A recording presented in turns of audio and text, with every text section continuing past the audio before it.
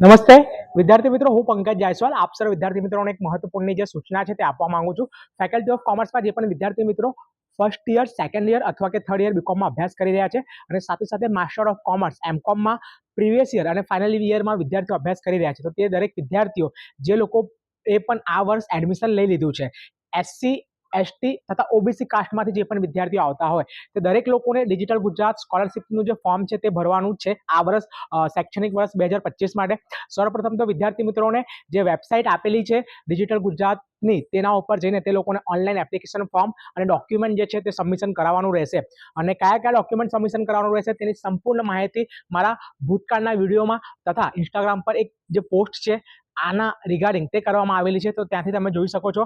હવે વાત રહી સ્કોલરશિપનું ફોર્મ અને જે ડોક્યુમેન્ટ છે તે સબમિશનનું, દરેક વિદ્યાર્થી મિત્રોને કહેવા માંગીશ કે ધ્યાનથી સાંભળજો। જે પણ વિદ્યાર્થી મિત્રોએ એડમિશન લઈ લીધું છે, ફીસ પેમેન્ટ થઈ ગઈ છે અને ડિજિટલ ગુજરાત સ્કોલરશિપનું ફોર્મ સંપૂર્ણ રીતે ભરી દીધું છે, ફોર્મ ભરવાની છેલ્લી તારીખ 30 ઓગસ્ટ 8મા મહિનાની 30 તારીખ છે, યાદ રાખજો। તો 5 ઓગસ્ટથી ફેકલ્ટીમાં જે ફોર્મ સબમિશન છે એ શરૂ થશે।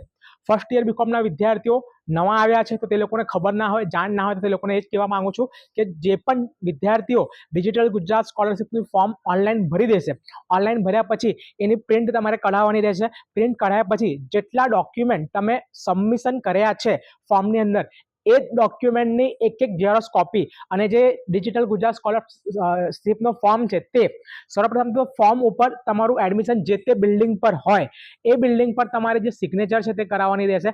સિગ્નેચર કરાવ્યા પછી, સહી કરાવ્યા પછી તમારે ફેકલ્ટી ઓફ કોમર્સની મેઇન બિલ્ડિંગનો વિદ્યાર્થી હોય, યુનિટ બિલ્ડિંગનો વિદ્યાર્થી હોય કે ગર્લ્સ બિલ્ડિંગની વિદ્યાર્થીની હોય, એ દરેકને પોતાની બિલ્ડિંગ ઉપરથી સ્કોલરશિપના ફોર્મ પર કોર્ડિનેટરની સિગ્નેચર કરાવવાની રહેશે અને કોર્ડિનેટરની સિગ્નેચર તમારી એક દિવસમાં નહીં કરી આપે। તમે સર્વપ્રથમ તમારું સ્કોલરશિપનું ફોર્મ આપશો તો કોર્ડિનેટર હાજર રહેશે કે નહીં એ સવાલ છે, એટલે કે 24 કલાક અથવા કે 48 કલાક પછી તમને જે ફોર્મ છે એ પરત મળશે। તો એ ફોર્મ સાઇન કરાવેલો અને જે પણ ડોક્યુમેન્ટ ઓનલાઈન સબમિશન કર્યા હતા તેની એક ઝેરોક્ષ કોપી સાથે તમારે ફેકલ્ટી ઓફ કોમર્સની મેઇન બિલ્ડિંગ પર તારીખ 5 ઓગસ્ટથી લઈને 30 ઓગસ્ટ સુધી સમય સવારે 11:30 થી લઈને 1:30 વાગ્યા સુધી તમે દરેક વિદ્યાર્થી મિત્રો તમારું જે સ્કોલરશિપનું ફોર્મ છે તે ફેકલ્ટી ઓફ કોમર્સની મેઇન બિલ્ડિંગ ઉપર જમા કરાવી દેજો। આ મહત્વપૂર્ણ સૂચના છે, કારણ કે જે વિદ્યાર્થીઓ ત્યાં ફોર્મ જમા કરાવશે એના પછી જે સ્ક્રુટિનીની પ્રક્રિયા છે એટલે કે ચકાસણી એ કરવામાં આવશે અને એના પછી આ દરેક ફોર્મ નર્મદા ભવન ખાતે મોકલવામાં આવશે।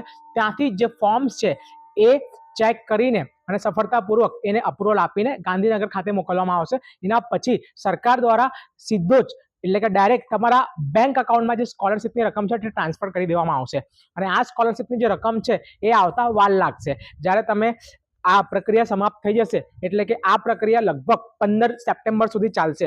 30 ઓગસ્ટ છેલ્લી તારીખ છે, પરંતુ ડેટ પણ એક્સટેન્ડ થશે। તો વિદ્યાર્થી મિત્રો ધ્યાનથી સાંભળી લેજો અને 5 ઓગસ્ટથી લઈને તમે 30 ઓગસ્ટ સુધી ફેકલ્ટી ઓફ કોમર્સની મેઇન બિલ્ડિંગ પર ડિજિટલ ગુજરાત સ્કોલરશિપનું ફોર્મ કોર્ડિનેટરના સિગ્નેચર જોડે ડોક્યુમેન્ટ સાથે 11:30 થી 1:30 ની વચ્ચે તમે જમા કરાવી દેજો। નમસ્કાર।